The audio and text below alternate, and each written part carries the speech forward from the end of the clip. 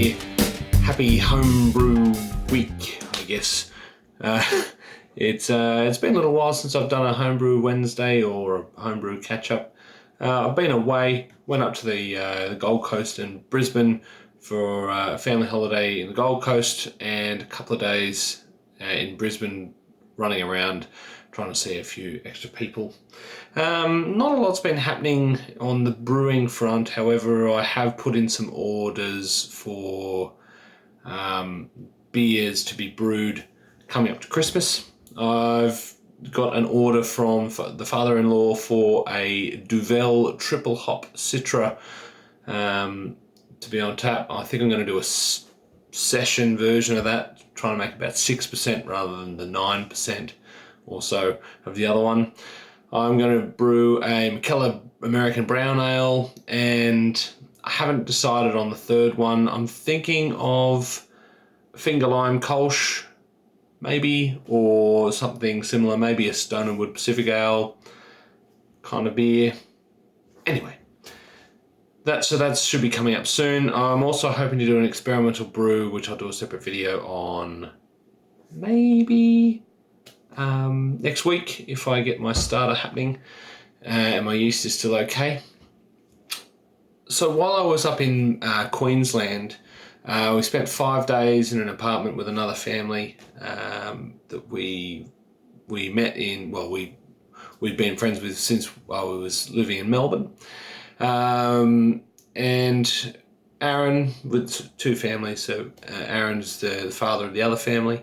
He and I ducked out one afternoon and spent some time at Black Hops. I might put up some pictures here. I didn't take much footage. They had 14 beers on tap there, and I worked my way through 13 of them, so I did a pretty good effort. They had 4 of their Oktoberfest beers on tap there. I thought the Kolsch was okay. They had a Rausch beer, smoked beer, which was really nice. And their Hefeweizen was okay as well. I was looking forward to their Hornet and Super Hornet, so IPA and double IPAs. They weren't really to my taste. I couldn't taste anything wrong with them per se. I was expecting one sort of beer and it wasn't really as good as I was hoping, for me anyway. However, I was really impressed with their mid-strength, of all things, as a 3.5% pale ale, which tasted really nice. And of course, their eggnog stout is a really interesting take on a dry Irish stout with some spices and some other things in there. So I might do a beer review on those. I bought a couple of cans there and enjoyed them. While Aaron and I and the families were there, I bought a whole bunch of beers, just single can sort of stuff, focusing on beers around the region, around the Hunter, Newcastle, Sydney region, thinking that he probably may not have heard or tasted some of these beers. So we had some really nice beer journeys throughout the evening. I'll put up a photo of all the beers that we had, and from left to right, that's kind of the journey we went, not on one night, but across probably 4 or 5 nights. So anyway, that was the Gold Coast, and then we went up to Brisbane for 2 nights. I caught up with an old school friend. I haven't seen him in a couple of years. That was really good. And then we took a trip out to Bacchus, where I finally got to meet Les, who's one of the Lord of the Dank guys who I've met through, I think it's the Lord of the Dank, but so indirectly through the SJ Pour Challenge. I met a bunch of the Kiwi guys who, it's a bit blurry exactly how we met, but we've been chatting heaps online and we've exchanged beers, and he's now the head brewer at Bacchus Brewing. And for those of you who don't know what Bacchus Brewing is, their thing is the weird beer, and their setup is like homebrew on steroids. Most of their stuff's 50-litre batches. They do some 120 to 200-litre batches, but I'll put a photo up. You can see there's, I think, 5 mash tuns, 50, 60 litre mash tuns and boil kettles in front, and 120 litre. They can either do individual batches all at once, or they can brew the same beer across all systems and then pump it into the big fermenter. It's really crazy sort of setup, and they're known for doing all these weird beers like the Rocky Road beer, Sex Drugs. I think it's called Sex Drugs and Rocky Road. They do a beer where they put a chicken in there. All sorts of weird beers. I picked up a range of beers. This one I picked up 4 bottles. It's like a kind of a New England IPA kind of vibe, which is really nice, and I'll put a picture of the other ones that I picked up as well. Super had a great time at Bacchus, and Les gave me the royal treatment while I was there. We had a great time catching up, and it was really good to meet up with you.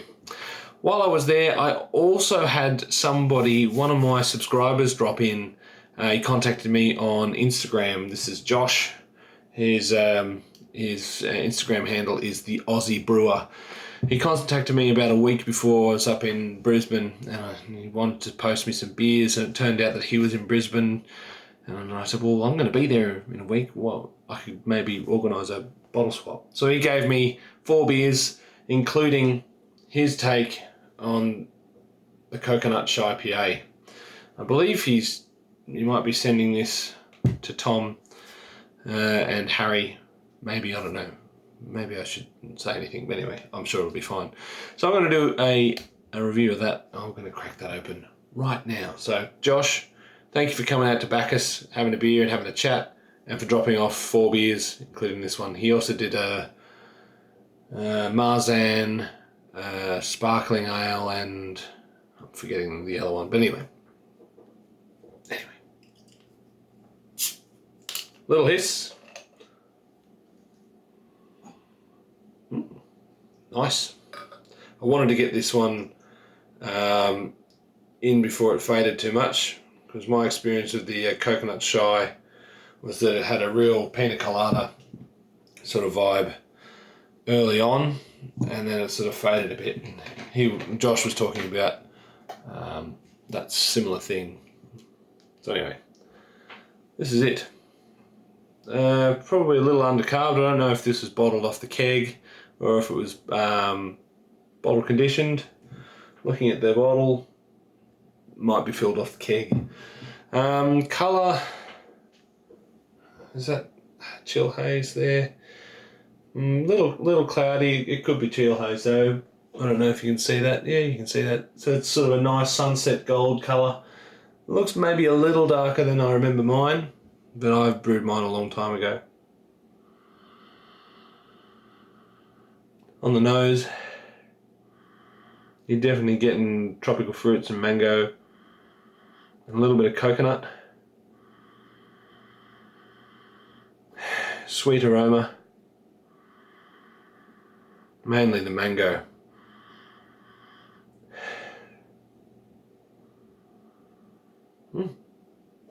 So far so good.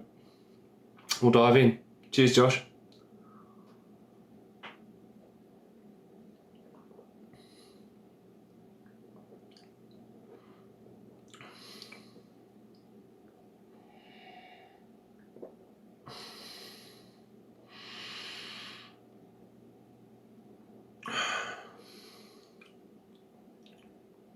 That's not bad. Nice big mango, tropical fruit hit there. Coconut is definitely there. Mouth feels a little thinner than I remember mine, and there's a slight minerality at the back. I don't know if that's maybe a little bit more bitter than I remember mine. Could be a water chemistry thing, maybe. Yeah, it does feel like it's a little bit thinner in the mouth feel. Pardon me.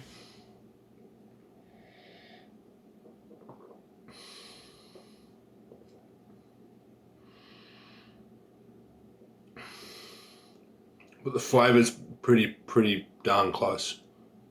Yeah, maybe a little bit more bitter on the finish, a little bit thinner mouthfeel. I think mine was a little less. Maybe one was 5. I can't remember.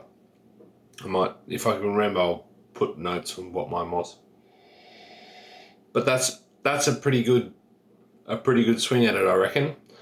Yeah, just the mouthfeel and the slight bitterness, potentially a water chemistry thing.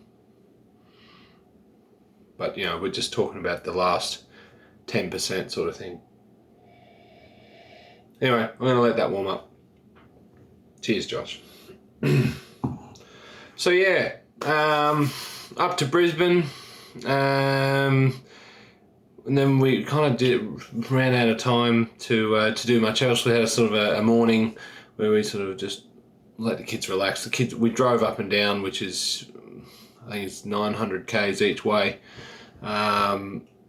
So yeah, we just came back from Melbourne, which is 1,000 k's each way. So we've done a lot of driving in the last 3 to 4 weeks, and then working and all that sort of stuff, which is why there hasn't been many videos coming out. But you know, I'm back now, and we should be back for the next month or so, and I'm going to get some brewing done. But it doesn't feel, well, it doesn't look carved, but there's certainly bubbles in it. Yeah, I think that's about all I've got to say for myself. But yeah, anyway, I'm going to go. It's been 12 minutes. So I'm going to enjoy the rest of this. I've still got another glass at least of this. And yeah, might edit up this video. So cheers everyone. Thanks again, Josh. Great to meet you in the flesh, Les, and everyone else out there. I'll look forward to seeing you in the digital interwebs in the near future. Cheers, guys.